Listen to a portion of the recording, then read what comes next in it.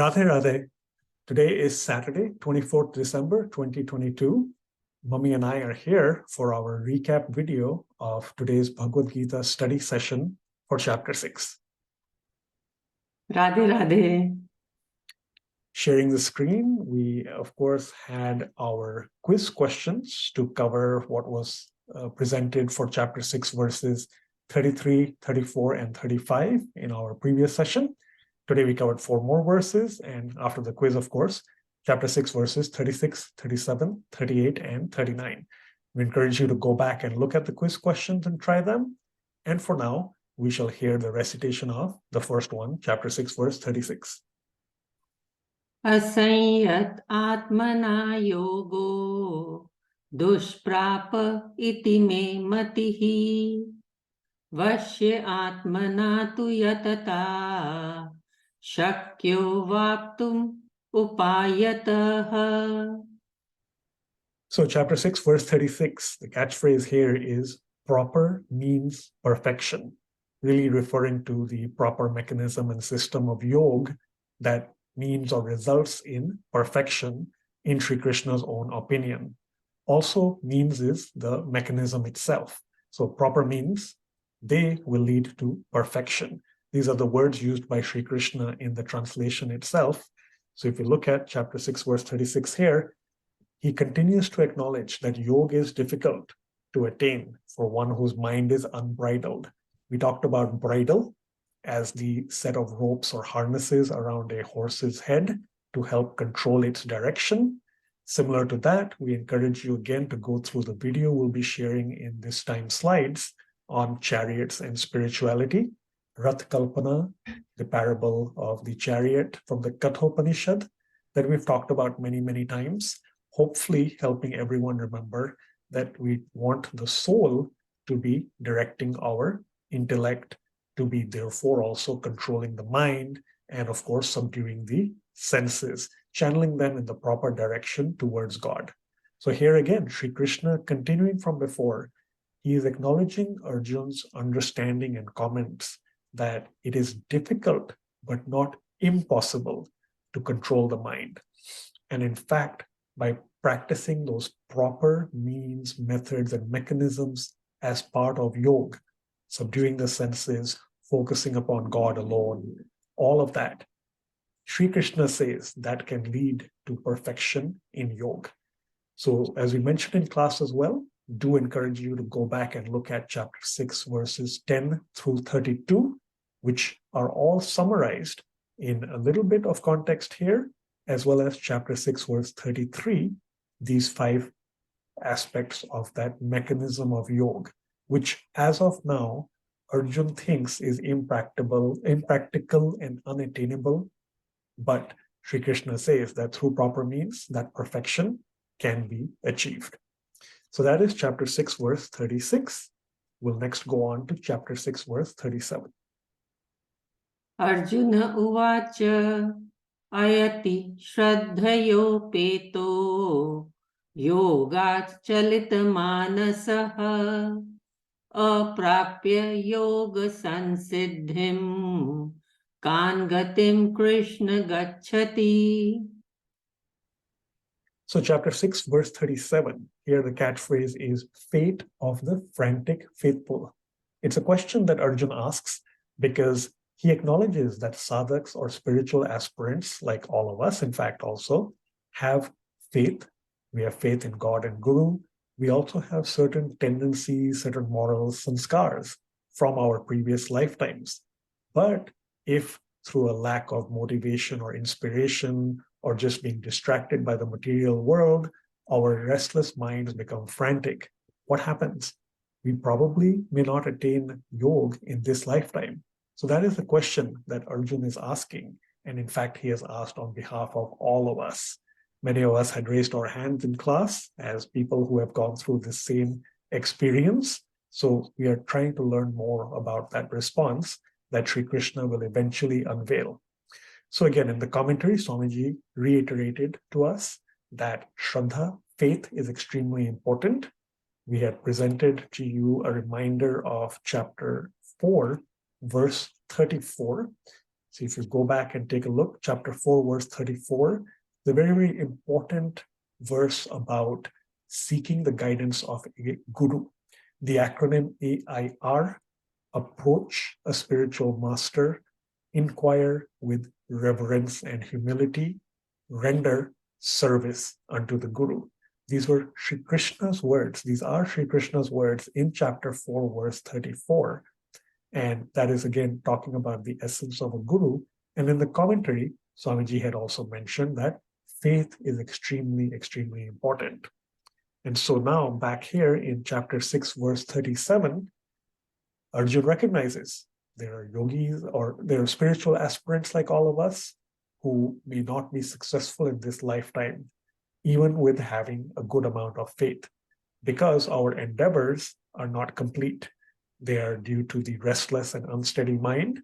So he asks Sri Krishna, what is that fate going to be? Later on, Mummy will probably remind us about some other Sanskrit words that are presented. We'll get to that momentarily. For now, it's on to chapter 6, verse 38.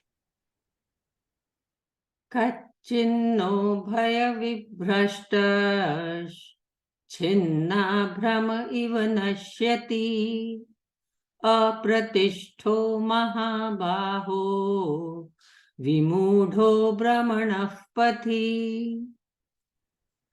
Chapter 6, verse 38. The acronym here, if you would like to remember that, it's a simple acronym, in fact, ABCD. A broken cloud deprived. That's a question again. Arjun building on to his question from before, and he now uses an analogy that if through our frantic behavior and restless mind, even though we have faith, there's not enough endeavor in our spiritual journeys, do we just perish like a broken cloud? So that's what he asks here in chapter 6, verse 38. So he asks, do we get deprived of, in fact, both material and spiritual success? And he uses an appellation for Sri Krishna. We mentioned that often Sri Krishna uses appellations for Arjun. Here is one instance where Arjun is using it for Sri Krishna, in a way for the next verse as well. And actually, it's the same one that Sri Krishna uses for Arjun often, which is Mahabaho. Well, Arjun definitely, as one of the bravest and most valiant warriors and archers, he was mighty armed, he was Mahabaho, but Sri Krishna, of course. So, oh, mighty armed Krishna is how Arjun is seeking his guidance. So again, we talked about Swamiji's reminder from as early as chapter 2 about us as jeeves, as these tiny souls, tiny fragments of God. As a rock gets attracted to the ground because of gravity, a child gets attracted to his or her mother. Likewise, we tiny fragments of God, we souls, are attracted to the Supreme Soul, God Himself, in search of that true spiritual bliss and happiness. Now, putting in our efforts, we talked about vairagya and abhyas. So as we practice more abhyas, more attachment towards God, we of course also have vairagya, which is detachment from the material world. So in that case, we're hoping we're likely to see much more spiritual success. And presumably Arjun thinks we may not see as much material success or wealth. So he wonders that now, after putting in some but not complete effort on the spiritual side, if that also kind of fails or withers away, then is it analogous just to a tiny non-entity of a broken cloud that isn't connected to a big group of clouds providing sky cover? They don't really have, that cloud doesn't have enough water or weight to be able to bring rain eventually. Does it just perish away in all spheres? Is it just left hanging nowhere? That is, again, a very sincere and genuine question based on limited understanding that Arjun is asked Sri Krishna, which again echoes our thoughts and our questions also for our Guru and for Sri Krishna also. We'll then go on to chapter 6, verse 39. Etanme sanshayam Krishna chetum arhasya sheshatah tvadanya sanshayasya chetana yupapadyate. final verse, chapter 6, verse 39, here again as a question for us, but we know the answer. Omniscient others? Is there anyone other than Sri Krishna who is omniscient, who is all-knowing, who is sarvagnya? We know the answer is no. And indeed here, Arjun ends off his series of questions in these few verses for today by requesting Sri Krishna, beseeching him as the greatest guru and his supreme master and teacher to dispel his own doubts, because there is nobody else who can do so. So Swamiji took us again on a tour to remind us about doubts arising from ignorance. Some of that can be solved by theoretical knowledge. More of that can come from, of course, scriptures and God-realized saints who have not just theoretical knowledge, but also inner realized spiritual knowledge, and of course, by the grace of God. But of course, the only person omniscient, all-knowing, and all-powerful is God himself. So of course, God is the only one who is supremely competent in being able to give all these answers. And that is what echoes Arjun's question and wrap-up commentary as well, that his doubts can be solved or answered only by God himself, analogous just to how the sun is the only one that can completely take away physical darkness. Mummy, over to you. Thank you, Gagan, for beautiful explanation. So let's get back to verse number 36. And I want everybody to look at the word asanyat atmana. Asanyat atmana, very important, because usually the minds are unbridled. Our minds are unbridled, and Krishna is saying that that mind can be controlled through proper means. And in verse 39, he tells us, yes, the proper means are that you feed your intellect the right wisdom and knowledge from scriptures, and you take sharan. Sharan means go and in the sharan of a God-realized saint. What do we say with A, Gagan? AIR? So AIR is approach a spiritual master. Yes. So approach a God-realized saint. That is very, very important. Then inquire and then render service. So that means through proper means, this mind can be controlled. And when you go approach a God-realized saint, but natural, you will be taught pranayam, you will be taught yoga, you will be taught wisdom from scriptures, you will be taught japa, you will be taught kirtanam, and you will be doing meditation and reading scriptures. So all these are proper means to control the mind for God realization.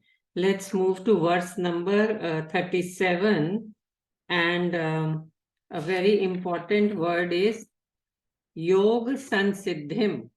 Yoga Sansiddhim means the highest perfection in yoga. How to achieve that? By controlling the mind. And another word I want you to look at is Ayatiha.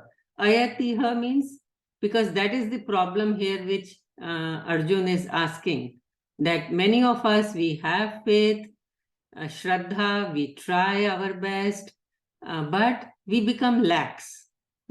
Each time we try to attach mind to God, and again we become lax and we get attracted to worldly material things, and so we keep coming back. So that's why we cannot complete our this God realization in this lifetime, because of our chalit, restless mind. Now verse number 38, important word is Vibhrashtaha. Vibhrashtaha means deviated. Of course, again and again with spiritual practices, we try to attach our mind, but then it keeps on getting deviated. And when it keep on deviating, it is bewildered. It is not able to get to God realization. And then verse number 39, very important word is Sanshayam. Sanshayam is doubt. This is the doubt Arjun is having. Arjun says the person whose mind is not controlled, then what happens to that person? And then Krishna is giving the answer here, and Krishna is the only one who is Sarvagnya. Sarvagnya means omniscient, that he is the one only Sarva Shaktiman, all powerful, who can dispel all our doubts, just as the sun takes away all the darkness. So next week when we start, we'll be starting with verse number 40, where now again Krishna will give answer to all these doubts and questions of Arjun in these 4 verses. I hope that helps to understand. Indeed, yeah, looking forward to that. And I'll just add a couple of more comments. So in terms of English, of course, I kind of already hinted at this, but the important words we would like to take away this time are bridle. I described that as the harness and ropes for the horse, but here really we're also talking about reining in the mind. And of course, we talked about a description for God, Sarvagnya in English, omniscient, all-knowing. We've seen that before, but again, a reminder to enhance that understanding in our English vocabularies. And of course, Abhyas and Vairagya, very, very important words. Abhyas is practice and Vairagya is detachment. That means you detach your mind from this material world and practice to attach it to God. That is what we are learning in this chapter 6. Controlling the mind, detaching, and practicing to attach with God. Absolutely. Yep.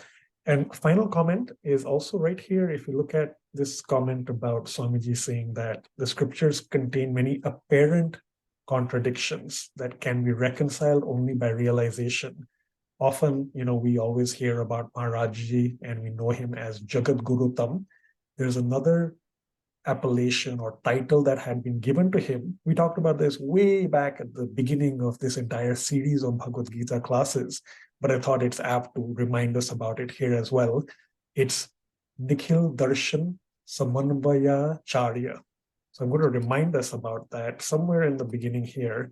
We go to the introduction and talk about Maharajji. There are titles that are given. And right over here, third one, Nikhil Darshan Samanvayacharya, the reconciler of the import of all the scriptures. So I encourage you to go back and take a look at that as well. Again, homage to Maharajji. With that, we come to the end of this recap video. As Mummy said, Sri Krishna will speak in the next verse. So we look forward to that. Presumably that's going to be on Saturday, 31st December, 2022. We'll keep you posted. And prior to that, of course, Thursday, 29th December 2022, we hope you'll be able to join us for our Bhagavad Gita recitation session. There we are in chapter 2. So we look forward to seeing you there.